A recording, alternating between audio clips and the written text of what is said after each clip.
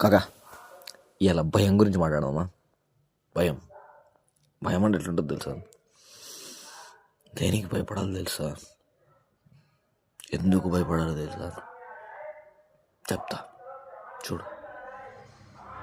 అరే మన దగ్గర ఏం లేదు, మనని ఎవడన్నా ఏమని అంటాడు అన్నప్పుడు భయం అవుతుంది కదా, దాన్ని భయం అనరు.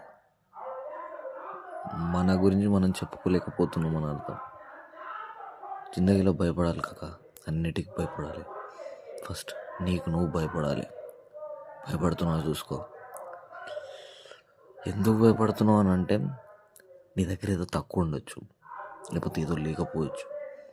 ఎలా భయపడుతున్నావు అంటే ఏదో ఒక ట్రిగ్గరింగ్ పాయింట్ ఉంటుంది, అవన్నిటిని తీసేసేయి. చాలా భయం అనేది ఉంటుంది ప్రతి ఒక్కరికి, ఏం చేయలేకపోతామేమో అని.